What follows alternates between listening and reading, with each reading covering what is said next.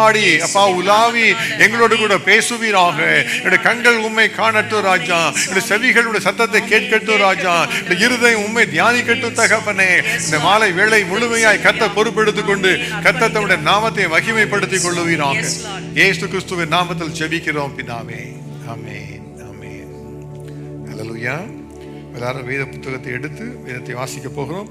பரிசுத்த மத்தேயு எழுதின சுவிசேஷம் 26வது அதிகாரம் 17 முதல் 29 வசனங்கள், கிட்டத்தட்ட 13 வசனங்கள் அதில் காணப்படுகிறது. எல்லாம் நம்ம சேர்ந்து வாசிக்க போகிறோம். எல்லாம் உரத்த சத்தத்தோடு ஒன்றாக சேர்ந்து வாசிக்கலாம். வாசித்து இந்த வசனத்தின் மூலமாக கர்த்தர் நம்மோடு கூட பேசும்படியாக ஜெபித்து அவரை நம்முடைய மத்தியிலே அழைக்கலாம். மத்தேயு எழுதின சுவிசேஷம் 26வது அதிகாரம் 17வது வசனம் முதல். என்னோட ஸ்லைட்ஸில் கூட இருக்குது பிரதர். இப்போ ஸ்லைடில் 2ஆம் ஸ்லைடு முன்னே கூட இருக்கும். இதில் நீங்கள் போடலாம் நேரடியாக. மத்தேயு 26:17 முதல். புளிப்பில்லாத அப்ப பண்டிகையின் முதல் நாளிலே சீஷர்கள் இயேசுவினிடத்தில் வந்து, பஸ்காவை புசிப்பதற்கு நாங்கள் எங்கே உமக்கு ஆயத்தம் பண்ண சித்தமாயிருக்கிறீர் என்று கேட்டார்கள். அதற்கு அவர், நீங்கள் நகரத்திலே இன்னானிடத்திற்கு போய், என் வேளை சமீபமாயிருக்கிறது, உன் வீட்டிலே என் சீஷரோடு கூட பஸ்காவை ஆசரிப்பேன் என்று போதகர் சொல்லுகிறார் என்று அவனுக்கு சொல்லுங்கள் என்றார். இயேசு கற்பித்தபடி சீஷர்கள் போய் பஸ்காவை ஆயத்தம் பண்ணினார்கள். சாயங்காலம் ஆனபோது 12 கூட அவர் பந்தியிருந்தார். அவர்கள் போஜனம் பண்ணுகையில் அவர், உங்களில் ஒருவன் என்னை காட்டிக் கொடுப்பான் என்று மெய்யாகவே உங்களுக்கு சொல்லுகிறேன் என்றார். அப்பொழுது அவர்கள் மிகவும் துக்கமடைந்து அவரை நோக்கி, ஆண்டவரே, நானோ நானோ என்று ஒவ்வொருவராய் கேட்கத் தொடங்கினார்கள். அவர் பிரதியுத்தரமாக, என்னோட கூட தாளத்தில் கையிடுகிறவனே என்னை காட்டிக் கொடுப்பான். மனுஷகுமாரன் தம்மை குறித்து எழுதியிருக்கிறபடியே போகிறார். ஆகிலும் எந்த மனுஷனால் மனுஷகுமாரன் காட்டிக் கொடுக்கப்படுகிறாரோ அந்த மனுஷனுக்கு ஐயோ, அந்த மனுஷன் பிறவாதிருந்தானால் அவனுக்கு நலமாயிருக்கும் என்றார். அவரை காட்டிக் கொடுத்த யூதாசும் அவரை நோக்கி, ரபி, நானோ என்றான். அதற்கு அவர், நீ சொன்னபடிதான் என்றார்.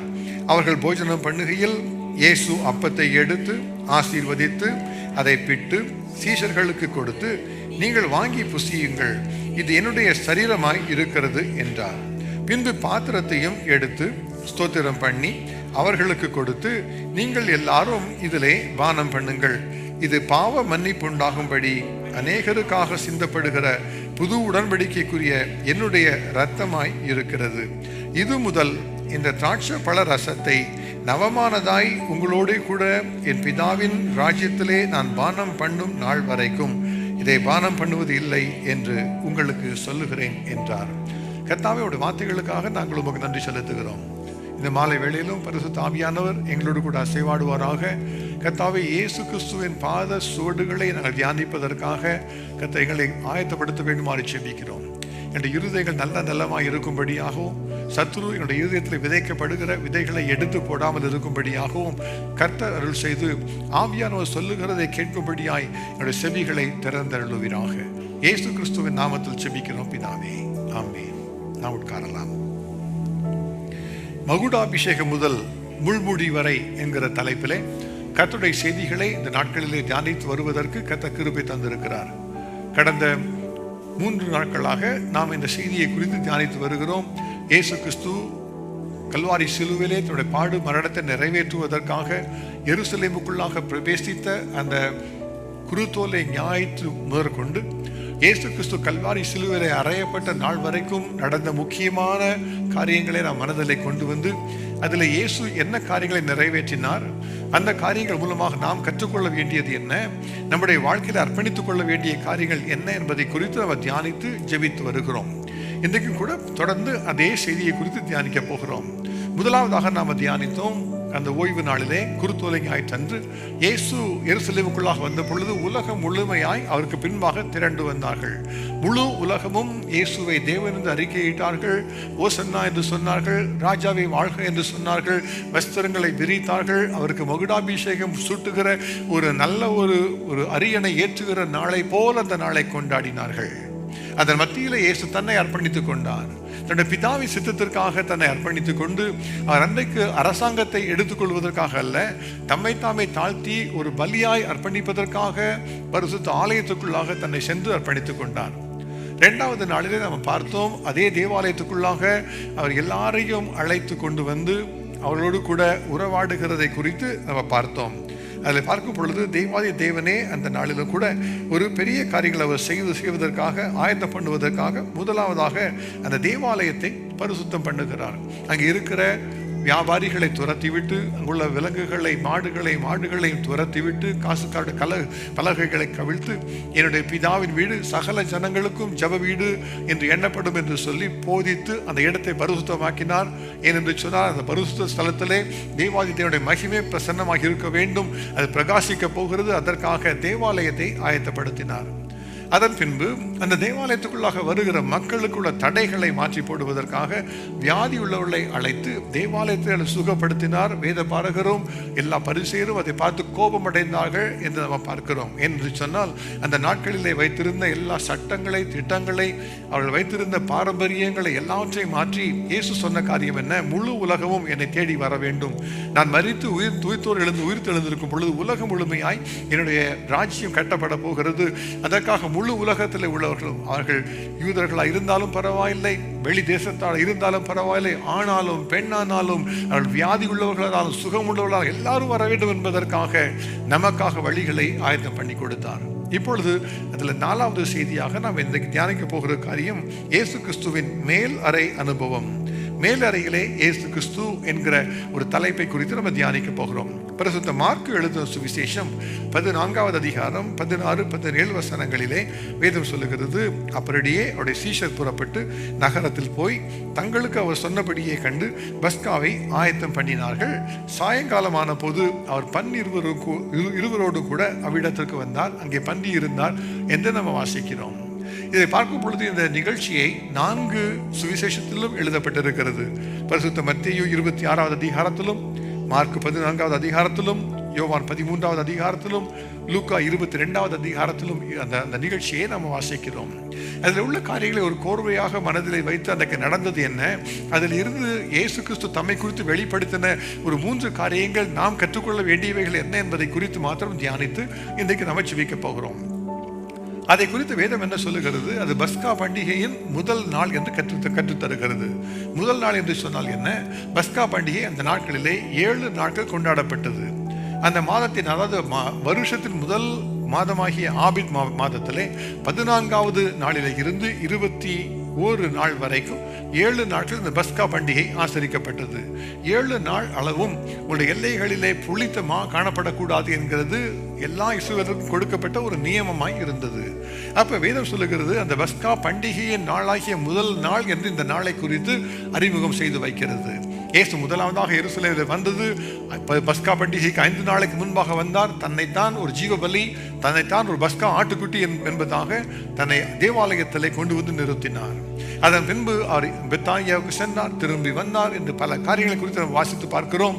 இதில் இப்பொழுது சரியாக அந்த 14வது நாளுக்குள்ளாக, பஸ்கா பண்டிகை நாளுக்குள்ளாக வந்துவிட்டோம். அந்த நாள் என்ன என்று சொன்னால், எல்லாரும் கூட சேர்ந்து ஒரே வீட்டுக்குள்ளாக இருந்து அந்த பஸ்காவை ஆசரிப்பார்கள். அதுதான் இஸ்ரவேலுக்கு கொடுக்கப்பட்ட நியமம். இன்றைக்கு இப்போ தேங்க்ஸ் கிவிங் என்று சொன்னால் எல்லாரும் பயணம் செய்து தன்னுடைய வீடுகளுக்கு செல்லுகிறார்கள், குடும்பங்களோடு சென்று பார்க்கிறார்கள், அன்றைக்கு நாளை சந்தோஷமாக கொண்டாடுகிறார்கள். ஆனால் இஸ்ரவேலுக்கு கொடுக்கப்பட்ட நியமம் என்ன? அந்த நாளுக்காக ஒரு ஆட்டுக்குட்டியை தெரிந்தெடுக்க வேண்டும், அதை பலி செலுத்தி அன்றைக்கு இரவிலே உட்கார்ந்து அதை எல்லாரும் சேர்ந்து அதை அந்த உணவிலே பங்கு பெற வேண்டும். அதுதான் அவர்களுக்கு கொடுக்கப்பட்ட நியமம். இப்பொழுது கலிலேயாவில் இருந்து தன்னுடைய சீஷர்களோடு கூட இயேசு வந்திருக்கிறார். அன்று பல சீஷர்கள் வந்தார்கள், 70 சீஷர்கள் இருந்தார்கள். உலகம் முழுமையாக அவருக்குள்ளாக எல்லாரும் சேர்ந்து வந்தார்கள். ஆனால் இப்பொழுது அந்த மேலறைக்கு வரும் பொழுது இயேசுவும் 12 சீஷரும் மாத்திரம்தான் வருகிறார்கள். இதுவரைக்கும் இயேசு எல்லாரோடு கூட ஊழியம் செய்து கொண்டு வருகிறார். பெத்தானியாவிலே ஊழியம் செய்தார். அதோடு கூட எல்லா ஜனங்களையும் பார்த்து அவர்களுக்கு போதித்து வழி நடத்தினார், அவர்களை சுகமாக்கினார், எல்லாவற்றையும் செய்து விட்டார். இப்பொழுது இந்த கடைசி அந்த பஸ்கா பண்டிகை வரும் பொழுது அவரவர் தங்கள் வீடுகளிலே இருந்து சந்தோஷமாய் கொண்டாடுகிற ஒரு நாள். இயேசு கிறிஸ்து தம்முடைய சீஷரோடு கூட அந்த நாளை செலவழிக்க வேண்டும் என்று சொல்லி அவர் விரும்பினார். இப்போ சீஷர்கள் தான் அவரோடு கூட கேட்கிறாங்க, நம்ம தங்குவதற்கு இடம் இல்லையே, எங்கே பஸ்காவை ஆசரிக்க போகிறோம் என்பதாக கேட்கிறார்கள். ஏனென்று சொன்னால், இயேசு எருசலேமுக்கு வரும் பொழுதெல்லாம் அவர் ஊருக்கு வெளியாக ஒலிவ மலையிலே தங்கி வருவது வழக்கம். ஆகவே யாருடைய வீட்டிலாவது தான் தங்கி இருந்து அந்த பஸ்காவை ஆசரிக்க வேண்டும், எங்கே போகலாம் என்பதாக இயேசுவை பார்த்து அவர்கள் கேட்கிறார்கள். இயேசு அவர்களுக்கு ஒரு ஆலோசனை தருகிறார். அவர் பேதுருவையும் யோவானையும் அழைத்து, நீங்கள் நகரத்துக்குள்ளாக போங்கள், நகரம் என்று சொன்னால் எருசலேமுக்குள்ளாக நீங்கள் போங்கள். நீங்கள் போகும் பொழுது தண்ணீர் குடம் சுமந்து கொண்டு வருகிற ஒரு மனிதனை நீங்கள் காண்பீர்கள், அவனை பின்தொடர்ந்து நீங்கள் செல்லுங்கள். அவன் எந்த வீட்டுக்குள்ளாக போகிறானோ அந்த வீட்டுக்குள்ளாக நீங்கள் பிரவேசித்து அந்த வீட்டின் எஜமானை நோக்கி, போதகர் பஸ்காவை ஆசரிப்பதற்கு தகுதியான இடம் என்ன என்று கேட்க சொன்னார் என்று கேளுங்கள். அவன் கம்பள முதலானவைகள் விரித்து ஆயத்தம் பண்ணப்பட்டிருக்கிற ஒரு விஸ்தாரமான மேல் அறையை உங்களுக்கு காண்பிப்பான். அந்த அறையிலே ஆயத்தம் பண்ணுங்கள் என்று சொல்லி தெளிவா எல்லாவற்றையும் கற்றுக் கொடுத்து அனுப்பி வைக்கிறார். இயேசு யோசித்து பார்க்கும் பொழுது எல்லாவற்றையும் யோசிக்கிறவர், எல்லாவற்றையும் அறிந்திருந்தவர், எல்லாவற்றையும் குறித்து தெளிவாக வெளிப்படுத்துகிறவர். என்னை நோக்கி கூப்பிடு, அப்பொழுது நான் உனக்கு உத்தரவு கொடுத்து நீ அறியாததும் உனக்கு தெரியாததுமான பெரிய காரியங்களை உனக்கு அறிவிப்பேன் என்று சொல்லுகிற தேவன் நம்முடைய தேவன். அப்ப 2 சீஷர்களுக்கு ஒரு சரியாய் வழிகளை சொல்லி தருகிறார். இந்த இடத்துக்கு போங்கள், இந்த மனிதனை பாருங்கள் என்று சொல்லி அனுப்பின பொழுது அதே போல சென்றார்கள். இயேசு சொன்னபடியே கண்டார்கள் என்று வேதம் கற்றுத் தருகிறது. அந்த வீட்டுக்குள்ளாக வந்து விட்டார்கள். அந்த வீட்டின் எஜமானு கூட இயேசு சொன்னபடியாக மேல் அறையிலே ஒரு விஸ்தாரமான மேல் அறையை அவர்களுக்கு என்று காண்பித்த உடனே அங்கே ஆயத்தம் பண்ணினார்கள். அதுதான் அன்றைக்கு முழுமையாக செய்த ஆயத்தம். அன்றைக்கு மாலை வந்து விட்டது, இரவு உணவு வேளை வந்து விட்டது, பஸ்கா பலி செலுத்துகிற நேரம் வந்து விட்டது. அப்பொழுது இயேசு வந்து பன்னிருவரோடு கூட அந்த இடத்துல பந்தி இருக்கிறார். அப்பொழுது அந்த மேல் அறையிலே நடந்த காரியங்களை நம்முடைய கண்களுக்கு முன்பாக கொண்டு வந்து இயேசு என்ன காரியத்தை அந்த மேல் அறையிலே செய்து முடித்தார் என்பதை குறித்து நம்ம தியானிக்க போகிறோம். இந்த மகுடாபிஷேகம் முதல் உள்ள ஒவ்வொரு அடிகளையும் நாம் யோசித்து பார்க்கும் பொழுது, முதலாவதாக முழு உலகத்திற்கும் கர்த்தர் தம்மை வெளிப்படுத்தி ஒரு காரியத்தை கற்றுக் கொடுத்தார். இரண்டாவதாக ஆலயத்தை பரிசுத்தப்படுத்தினார். அதன் பின்பு அந்த ஆலயத்துக்குள்ளாக வருகிற மக்களை கொண்டு வந்து வரும்படியாக அவருக்கு தைரியத்தை கொடுத்தார். இப்பொழுது தாம் ஸ்தாபிக்க போகிற இந்த ராஜ்யத்துக்காக கர்த்தர் தெரிந்து கொண்ட தம்முடைய பிள்ளைகளை அவர் அழைத்து பரிசுத்தப்படுத்தி அவளை ஆயத்தப்படுத்த விரும்புகிறார். இந்த 12 சீஷரையும் பாருங்க, அவங்க எல்லாம் கர்த்தரால் அழைக்கப்பட்ட பொழுது மீன்பிடிக்கிறவர்களாக இருந்தார்கள், வரி வாங்குகிறவர்களாக இருந்தார்கள், மருத்துவர்களாக இருந்தார்கள். யாரும் ஊழியத்திலே போதிக்கப்பட்டிருக்கவில்லை. 3.5 வருஷமாக இயேசுவோடு நடந்து கொண்டிருக்கிறார்கள். இப்பொழுது 3.5 வருஷம் முடிந்து விட்டது. இயேசு கிறிஸ்து பரலோகத்துக்கு போக போகிறார். அவருடைய உள்ளத்தில் இருந்த ஒரு பெரிய கேள்வி இதுதான்: என்னை பின்பற்றி வந்த இந்த சீஷர்கள் உண்மையாகவே என்னுடைய ஊழியத்தை செய்வார்களா? நான் விரும்புகிறபடியாக அந்த ஊழியத்தை செய்வார்களா? இவர்களுக்குள்ளாக பல குறைகள் காணப்படுகிறதே. இவர்களுக்குள்ளாக நான் யார் பெரியவன் என்கிற கேள்வி காணப்படுகிறதே. இவர்களுக்குள்ளாக அவிசுவாசம் காணப்படுகிறதே. இவர்களுக்குள்ளாக பிரிவினைகள் காணப்படுகிறதே. இவர்களுடைய ஊழியத்தை செய்வார்களா என்று சொல்லி பலவிதமான கேள்விகள் அவருக்கு இருந்திருக்கலாம். 3.5 வருஷங்களாக அவளுக்கு போதித்து விட்டார், வழி நடந்து வந்து விட்டார், ஊழியங்களை செய்ய கற்றுக் கொடுத்திருக்கிறார், அற்புதங்களை செய்வதற்கு அதிகாரங்களை தந்திருக்கிறார், எல்லாம் செய்து விட்டார். ஆனால் இப்பொழுது உள்ளத்தில் இருக்கிற பெரிய ஒரு கேள்வி, நான் இல்லாமல் இருக்கும் பொழுது, நான் பரலோகத்துக்கு போகும் பொழுது இந்த சீஷர்கள் என்னுடைய ஊழியத்தை செய்வார்களா என்பதோட உள்ளத்தில் இருந்த ஒரு பெரிய ஒரு கேள்வி. அதற்காக அவளை ஆயத்தப்படுத்த வேண்டுமே. அதற்கு அந்த மேலறையை அவர் தெரிந்து கொண்டார். இந்த பிள்ளைகள் எப்படி ஊழியம் செய்ய வேண்டும் என்பதை கற்றுக் கொடுக்க போகிறேன் என்று சொல்லி. அது மாத்திரமல்ல, அவர் மரித்து உயிரோடு எழுந்த பின்பு ஒரு புதிய ஒரு சபை ஒன்று கட்டி எழுப்பப்பட போகிறது. தேவ சபை ஒன்று கட்டி எழுப்பப்பட போகிறது. அதற்கான காரியங்கள் என்ன, நியமங்கள் என்ன, அதை கற்றுக் கொடுக்க இயேசு விரும்பினார். ஆனால் எல்லாவற்று மத்தியிலும் அவரை காட்டி கொடுக்க போகிற யூதாஸ் என்று ஒருவன் இருக்கிறான். அவனோடு கூட பேச வேண்டும் என்பதற்காக இயேசு எல்லாம் மனதில் வைத்துக் கொண்டுதான் அந்த மேலறைக்கு வருகிறார். யோசித்து பாருங்கள், வரும் பொழுது சீஷர்களுக்கெல்லாம் ஒன்றும் தெரியாது, என்ன நடக்க போகிறது என்று தெரியாது. ஏதோ ஒரு பஸ்காவுக்கு போகிறோம் என்று அவர்கள் சென்றிருந்திருப்பார்கள். இந்த எருசலேமில் இருக்க வேண்டிய நாட்கள் அதனால் இருக்கிறோம் என்று யோசித்திருப்பார்கள். ஆனால் இயேசு தெளிவாய் ஒவ்வொரு நாளும் அவர்கள் சொல்லிக்கொண்டே வந்தார், நான் காட்டி கொடுக்கப்பட போகிறேன் என்று சொல்லி. முதலாவதாக 5 நாளைக்கு முன்பாக சொன்னார், சில நாட்களில் பஸ்கா வரப்போகிறது, மனுஷகுமாரர் ஒப்புக் கொடுக்கப்படுவார் என்று சொன்னார்.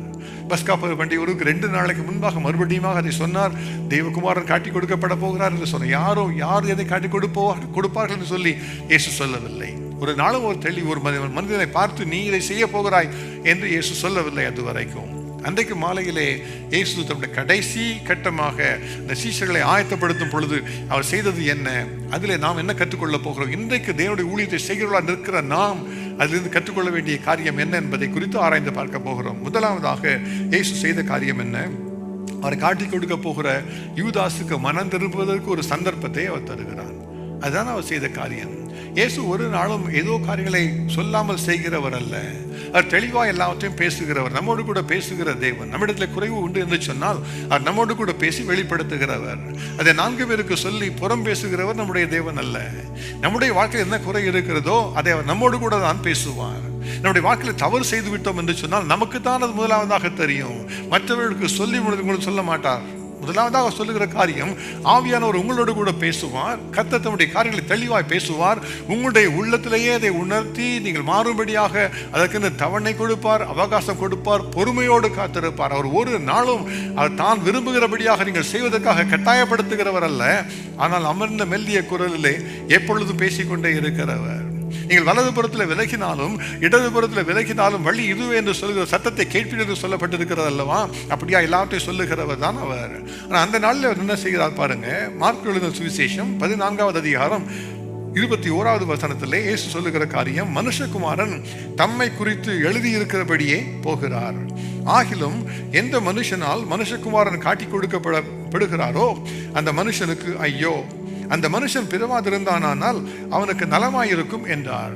இது கடினமான வார்த்தையை இயேசு சொல்வதை போல நமக்கு தோன்றலாம். ஆனால் இயேசு தன்னுடைய வாழ்க்கையிலே அவர் செய்கிற தியாகத்தை அவர் மனதில் வைத்திருந்தாலும் கூட அதை செய்ய போகிற மனிதனை குறித்து அதிகமாக பரிதபித்தார். அவனுடைய வாழ்க்கையில் ஒரு பெரிய ஒரு முடிவு வரப்போகிறது, அவனை குறித்து தான் பரிதபித்தார், தன்னை குறித்து அல்ல, அவனை குறித்து பரிதபித்தார். ஆகவே அவனுக்கு ஒரு எச்சரிக்கையாக கடைசியாக அவர் மனம் திரும்புவதற்கு ஒரு தவணை கொடுப்பதற்காக அவனை பார்த்து அவன் புரிந்து கொள்ளும்படியாக சொல்லுகிறார். ஆனால் எல்லா சீஷரோடும் பேசுகிறார், அவனை பார்த்து சொல்லவில்லை. ஆனால் சொன்ன காரியம் எல்லாருக்கும் புரிந்தது. ஆனால் இதை சம்பந்தப்பட்ட மனிதனுக்கு உள்ளத்திலே அதிகமாய் உணர்த்தப்பட்டிருக்க வேண்டும். அவன் சொன்ன காரியம், மனுஷகுமாரன் யாரால காட்டி கொடுக்கப்படுகிறாரோ அந்த மனுஷனுக்கு ஐயோ, அவன் பிறவாதிருந்தான் நலமாய் இருக்கும். ஒருவேளை அது வரைக்கும் யூதாஸ் தன்னுடைய வாழ்க்கையில பல காரியங்களை யோசித்திருந்தாலும் கூட அப்பொழுது அவன் திரும்பி இருந்திருக்கலாம். ஆனால் அவனுடைய வாழ்க்கையில அப்படிப்பட்ட முடிவை அவன் செய்யவில்லை. யோசித்து பாருங்க, இயேசுவோடு கூட நடந்திருக்கிறாங்க 3.5 வருஷமாக. எல்லாரும் இயேசு சொன்ன அதே வசனங்களை தான் கேட்டிருக்கிறார்கள். எல்லாரும் இயேசு செய்த அதே அற்புதங்களை தான் பார்த்திருக்கிறார்கள். எல்லாரும் இயேசு சொன்ன ஊழியத்தை தான் செய்திருக்கிறார்கள். இயேசு 70 பேரை அனுப்பின பொழுது இந்த 12 பேர் கூட இருந்த எல்லாத்தையும் பார்த்திருக்கிறார்கள். ஆனால் ஒரு மனிதனுடைய உள்ளத்திலே பார்த்தால் அந்த வார்த்தைகள் எல்லாம் ஒன்றுமே செயலாற்றவில்லை.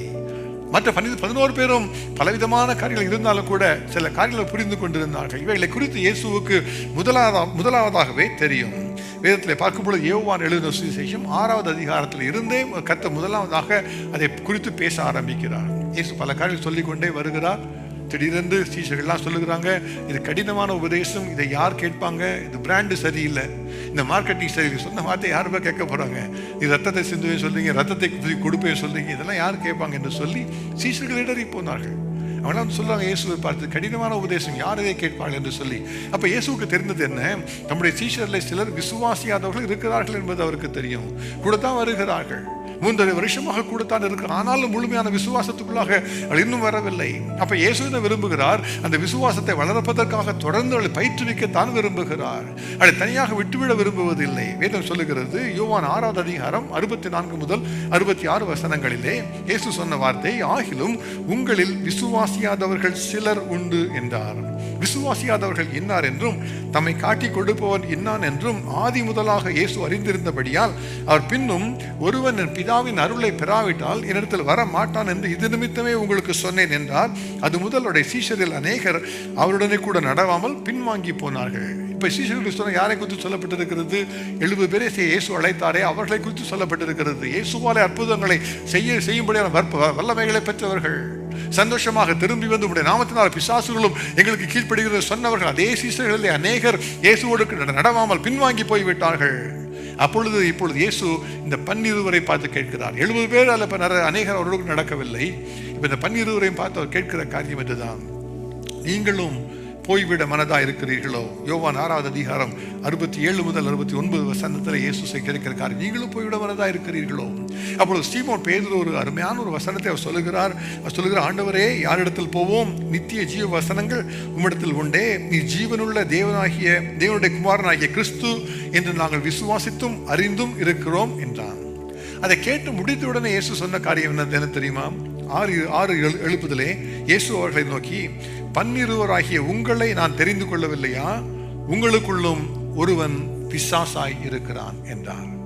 அப்ப யோசித்து பார்த்தா நம்முடைய உள்ளத்தில் ஒரு கேள்வி எழும்புகிறது. இயேசு அவனை தெரிந்து கொள்வதற்கு முன்பாகவே யூதாஸ் பிசாசா இருந்தானா, அல்லது இயேசுவால் தெரிந்து கொள்ளப்பட்ட பின்பு பிசாசாய் மாறிவிட்டானா? அதை யோசித்து பாருங்க. இயேசுவோடு தான் 3.5 வருஷமாய் நடந்து வருகிறான். இயேசு முழுவதும் ஜெபித்து தான் ஒரு மனிதனை தெரிந்து கொள்ளுகிறான். அவர் தன்னுடைய முடிவெல்லாம் அவருக்கு தெரியும். ஆனால் அப்ப இயேசு அந்த மனிதனை தன்னை காட்டிக் கொடுப்பதற்காகவே தெரிந்து கொண்டு, அதற்காகவே இயேசு அவனை உற்சாகப்படுத்தினாரா? அதற்காகவே இயேசு அவனுடைய வாழ்க்கையில ஏதோ ஒரு செட்டப் பண்ணிக்கலாம்ப்பா, நீ வந்து அதை காட்டி கொடுத்துரு அப்படி சொல்ல செட்டப் பண்ணிட்டாரா? பார்த்தா அப்படி இல்லை. வேதம் தெளிவாக சொல்லுகிறது, தேவன் நம்முடைய எல்லாருக்கும் நாம சுயமாக தேர்வு செய்கிற ஒரு கிருபையை அவர் தருகிறார். அந்த அதிகாரத்தை நமக்கு தருகிறார். யாரை குறித்தும் அவர் தானாக வந்து நம்ம ஏதோ வசப்படுத்தி அவர் செய்கிற தேவன் அல்ல. நமக்கு என்று எப்பொழுதுமே முழுமையான ஒரு விடுதலையை அவர் தந்து, அந்த விடுதலையோடு அவர் சத்தத்தை நாம் கேட்க வேண்டும் என்பதற்காக அவர் நம்மோடு கூட பேசுகிறவர். 3.5 வருஷங்களாக அவரோடு கூட பேசிக்கொண்டே இருந்திருப்பார், பல காரியங்களை சொல்லி இருந்திருப்பார். ஆனால் இந்த 3.5 வருஷம் முடிந்த பின்பு யூதாசுடைய உள்ளம் முழுமையாக மாறிவிட்டது. அது முற்றிலுமாக இயேசுவை காட்டி கொடுக்க வேண்டும் என்கிற ஒரு முடிவுக்குள்ளாக அவன் வந்துவிட்டான். எப்படி அதுக்குள்ளாக வந்திருக்க முடியும்? இயேசு சொன்ன வசனங்களை கேட்டிருந்திருப்பான் அல்லவா? அப்ப எப்படி முடிவு செய்திருக்க முடியும்?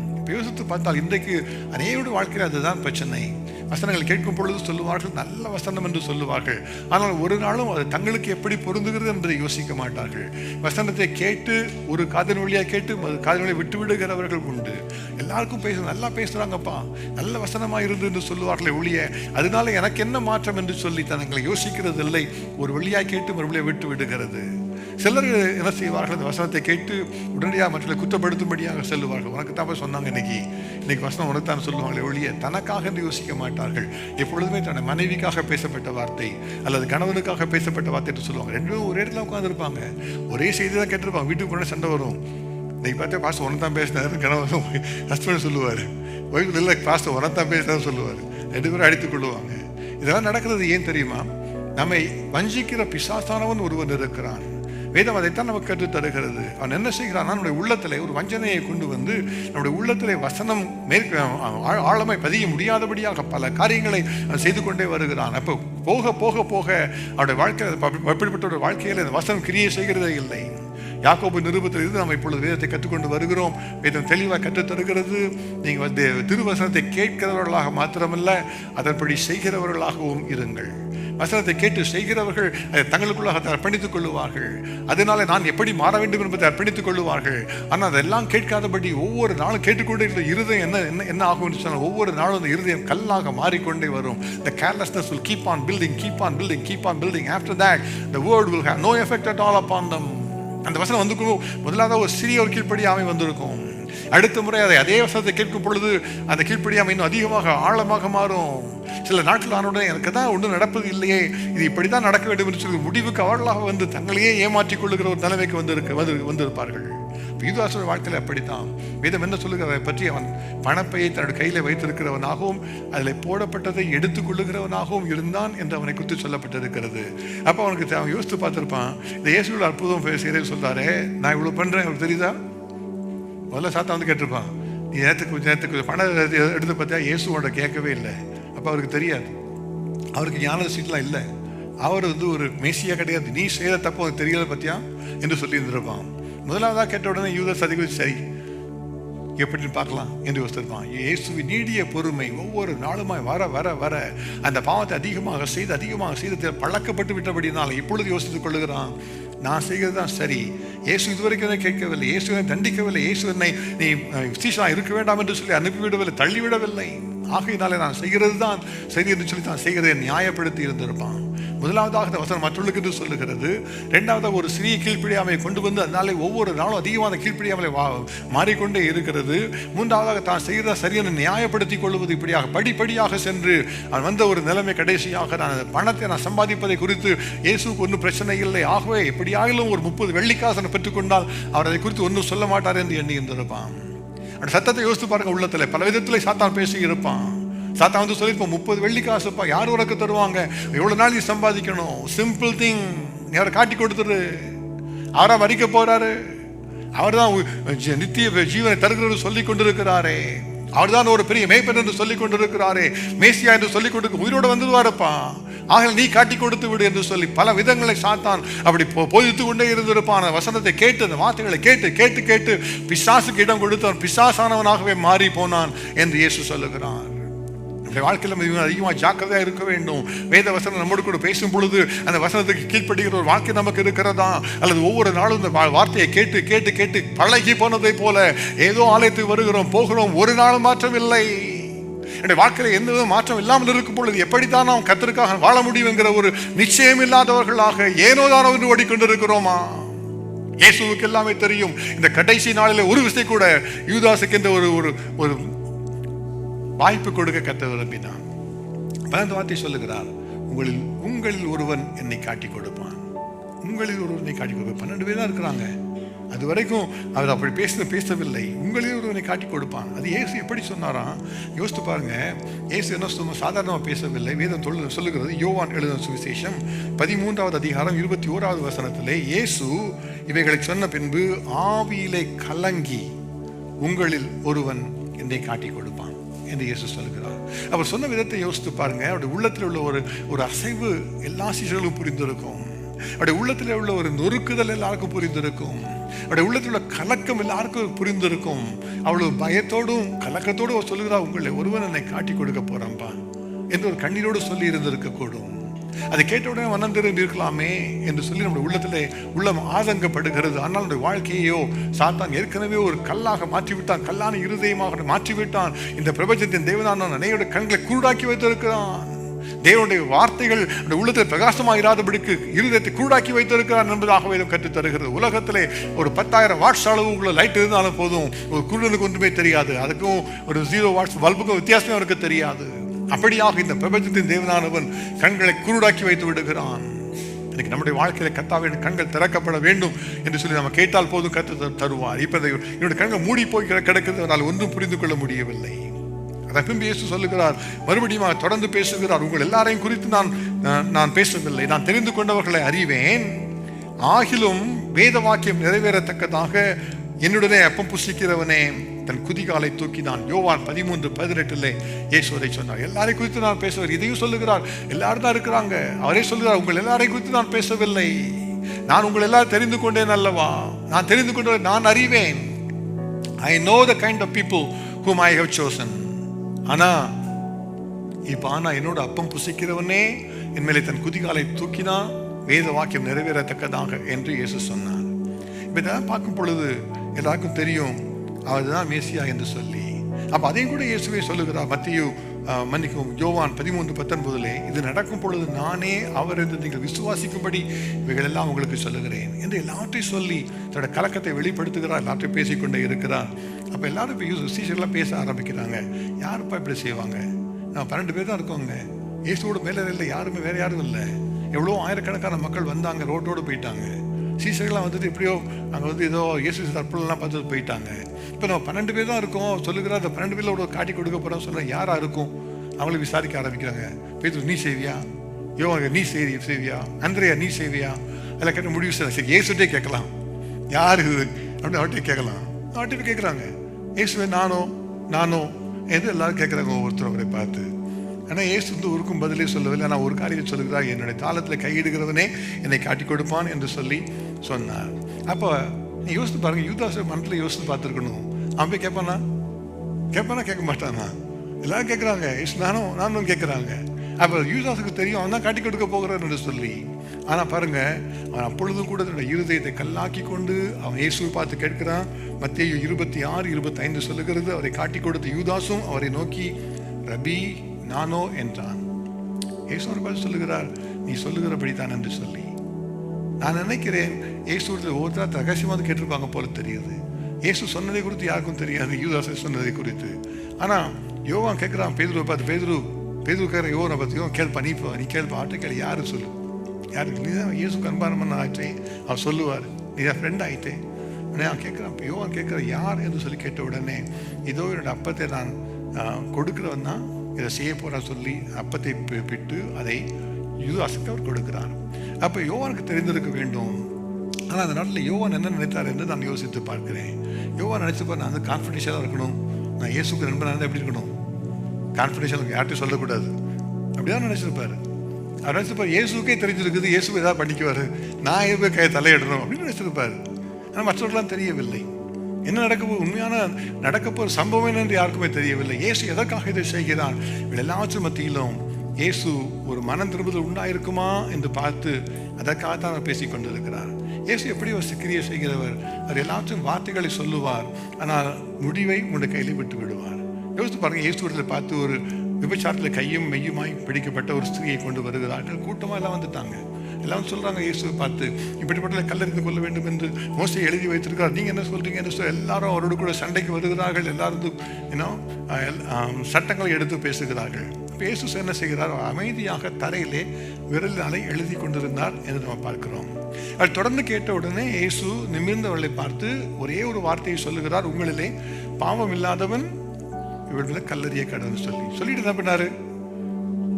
கீழே தான் சரி, அவனுக்கும் நீ பண்ணியா பாவம் ஒவ்வொருத்தரையும் பார்க்கல, நீ உன் உள்ளத்துல நீ தான் முடிவு பண்ணணும், நீ பண்ணையாலும் உனக்கு தான் தெரியும். அது மாற்றம் சொல்லுகிறது இல்லை. அவர் தரையில் எழுதுறதுக்கு எதற்காக எழுதினார்? He gave them a plenty of opportunity to be their own judge and be able to walk away without condemnation. நான் நீ போறதை பார்த்து நான் உன்னை கேட்க போக மாட்டேன்ப்பா, நீ தான் பாவம் செஞ்சுட்டு போறியா, அது கேட்க மாட்டேன், நான் உன்னை பார்ப்பது கூட இல்லை, நீயே முடிவு செய்து கொள், நீ கல்லறியத்தக்கவனா என்று சொல்லி நீயே முடிவு செய்து கொள் என்று சொல்லி இயேசு மறுபடியும் தரையில் எழுதி கொண்டே இருக்கிறார். He was giving everyone an ample time to be their own judge, and without condemnation, without shame, without really being ashamed about anything, they can quietly go. ஒவ்வொரு கல்லை போட்டு ஒவ்வொரு போய் கொண்டே இருக்கிறாங்க.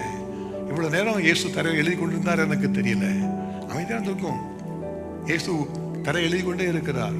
அவர் நிமிர்ந்து பார்த்த பொழுது யாருமே இல்லை. எல்லாரும் உடனே போயிருந்தா இயேசுக்கு தெரிந்திருக்கும். அப்படி இல்லை, எல்லாரும் போகிற வரைக்கும் அவர் அமைதியாக தரையிலே தான் குனிந்து எழுதி கொண்டிருந்தார்.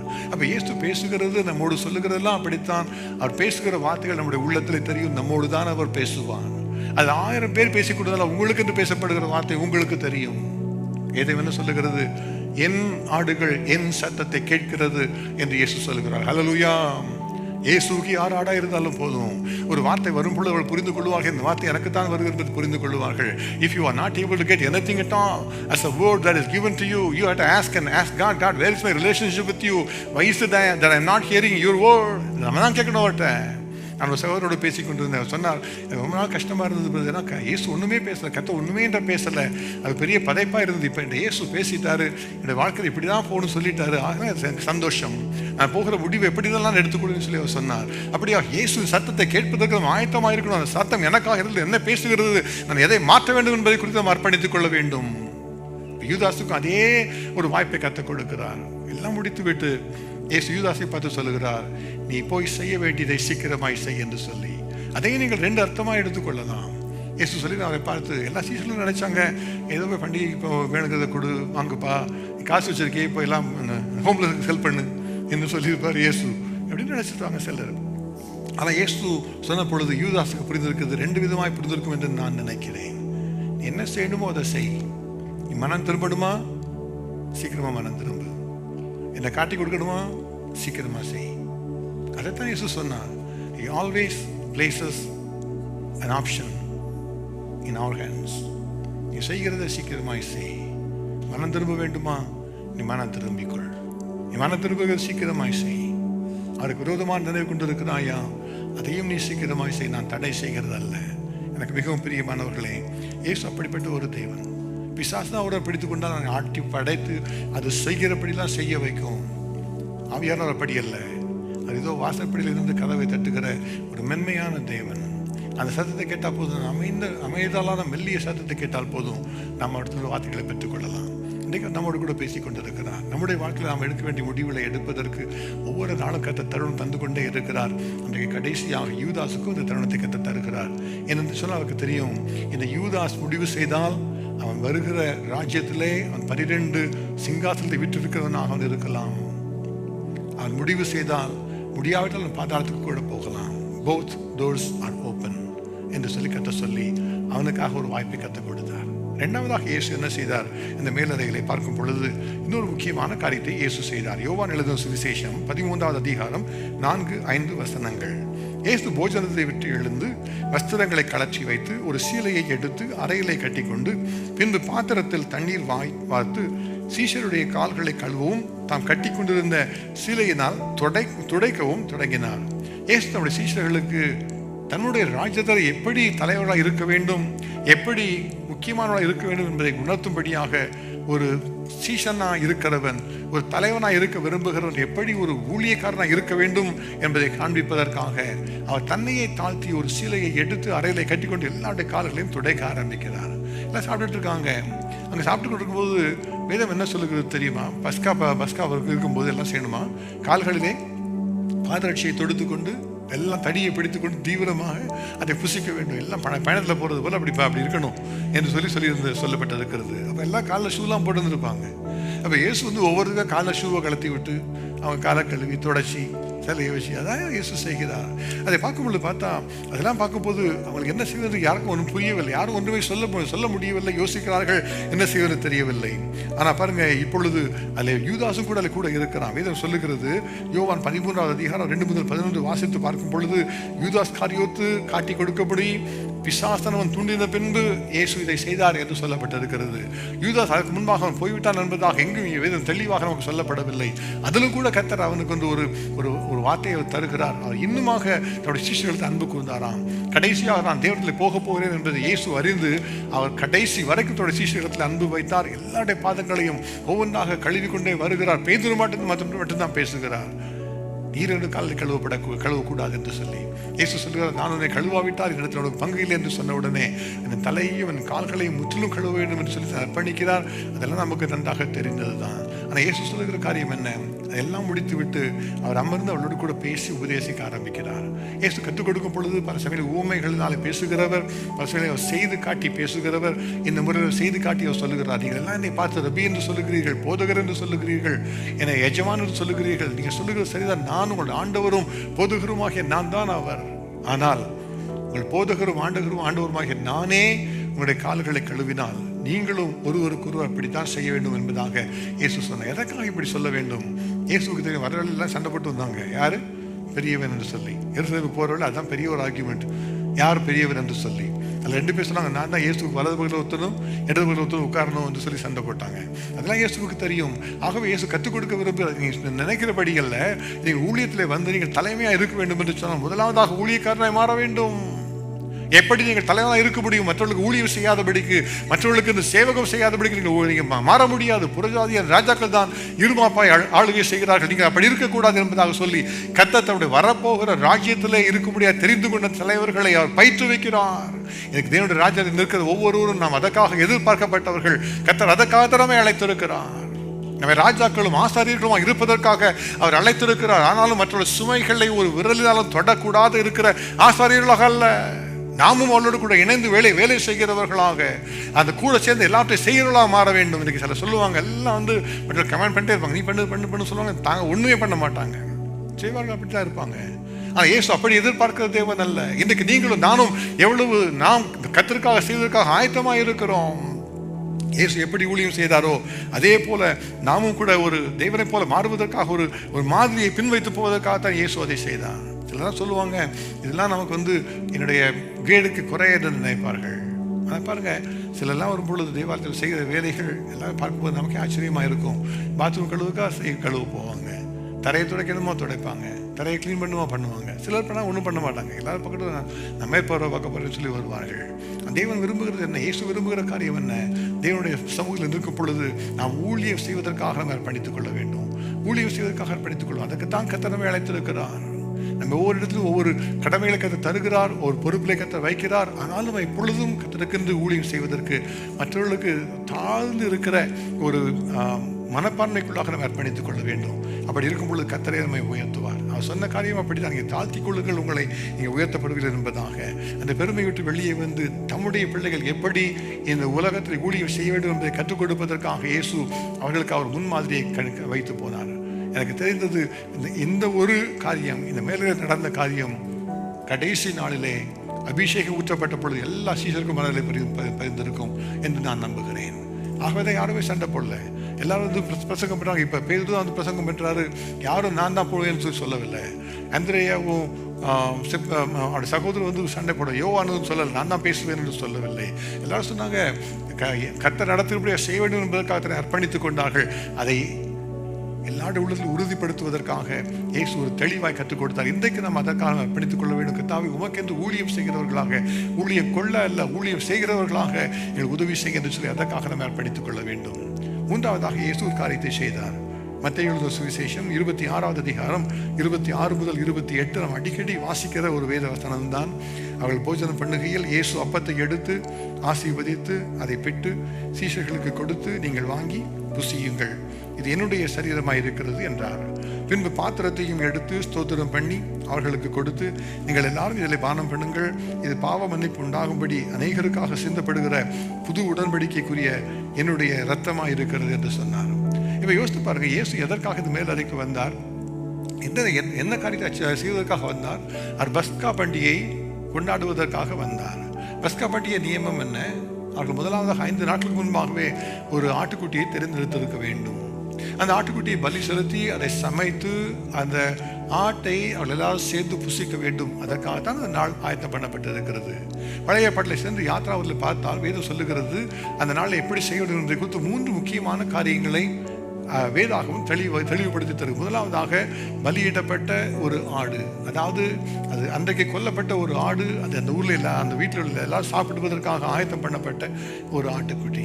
இரண்டாவதாக அந்த ஆட்டுக்குட்டியின் ரத்தம், அது வாசல் நிலைகளில் தெளிக்கப்பட வேண்டியது, அதற்காக ஒரு ரத்தம் அங்கே காணப்படுகிறது. மூன்றாவதாக புளிப்பில்லாத அப்பம். இதுதான் அவருடைய வாழ்க்கை காணப்படுகிற 3 முக்கியமான காரியங்கள். அந்த பஸ்கா என்று சொன்னாலே ஒரு அப்பம் இருக்க வேண்டும், ஒரு அடிக்கப்பட்ட ஆடு இருக்க வேண்டும், அந்த ஆட்டின் ரத்தம் இருக்க வேண்டும். அந்த 3 இருந்தால் தான் பஸ்காவை கொண்டாட முடியும். இங்கே வந்து பார்த்தால் இயேசு ஒரு வித்தியாசமான காரியத்தை செய்கிறார்.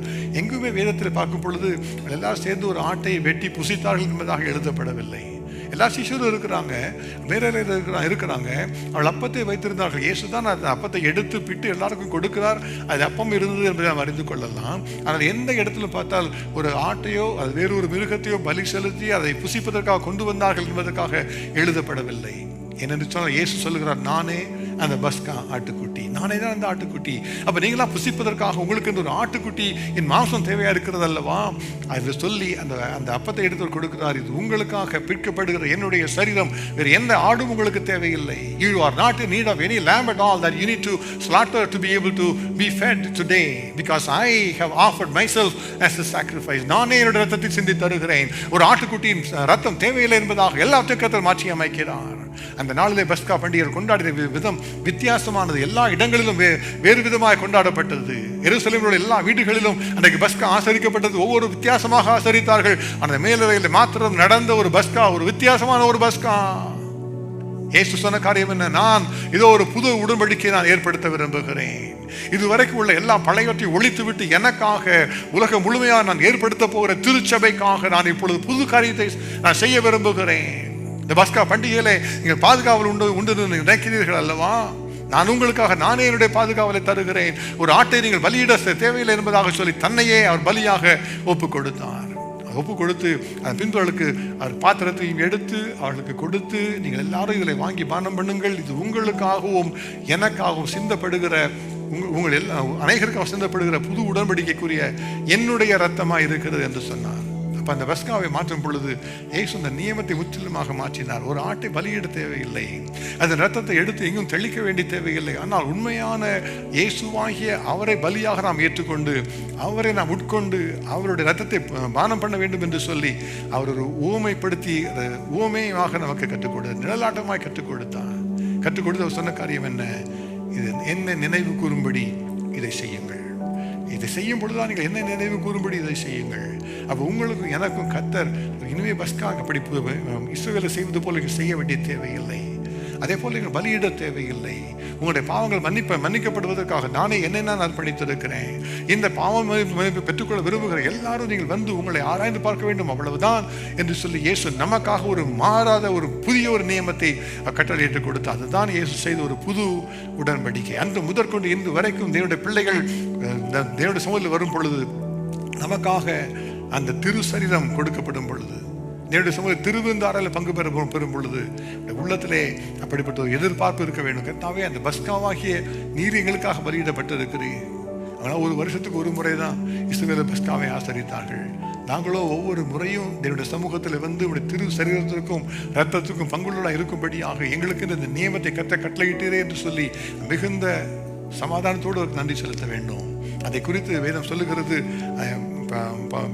பவுல் எழுதும் பொழுது கொரிந்தியருக்கு அவர் எழுதுகிறார், ஆகையால் இந்த அப்பத்தை புசித்து இந்த பாத்திரத்தில் பானம் பண்ணும் பொழுதெல்லாம் கர்த்தர் வரும் அளவும் அவருடைய மரணத்தை தெரிவிக்கிறீர்கள். That means there is an end of the Holy Communion that we are all partaking when we gather every month in this church, in some other churches in different frequency, but it all happens only until the day the Lord comes. அவர் வரும் அளவும் அவருடைய மரணத்தை தெரிவிக்கிறீர்கள். பழைய ஏற்பாட்டில் இந்த பஸ்கா பலியிடப்பட்ட பொழுது அவங்கெல்லாம் என்ன எதிர்பார்த்துருப்பாங்க தெரியுமா? யோசித்து பாருங்க. அந்த நாளில் கர்த்தர் சொல்லியிருந்த ஒரு வார்த்தை, நீங்கள் எல்லா வீட்டில் உட்காந்துருக்கணும், ரத்தத்தை தெளித்திருக்கணும், இந்த ஆட்டுக்குட்டியை புசிக்கணும், எல்லாம் தடி பிடித்திருக்கணும், காலில் பாதரட்சியை கட்டிருக்கணும், எல்லாம் செய்திருக்கணும். நடுராத்திரியிலே நான் நியாயம் தீர்க்கும்படியாக எகிப்தின் வழியாக நான் கடந்து போவேன். எகிப்தின் எல்லா வீட்டிலும் தலைச்சங்கள் சங்கரிக்கப்படும், உங்கள் மேல் அந்த வாதை வராது இருக்கும். அப்போங்கெல்லாம் பயத்தோடு காத்திருந்து இருப்பார்கள். இப்போ மரணதூதன் வரப்போகிறான்.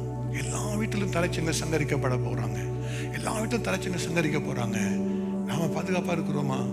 நம்ம பாதுகாப்பாக இருக்கிறோமா? நம்ம வீட்டில் எதுவும் நடந்துடுமோ? இங்கே பாதி பேர் பயத்தோடு உட்கார்ந்து இருந்திருப்பாங்க, பயத்தோடு எதிர்பார்த்து கொண்டு வந்திருப்பாங்க.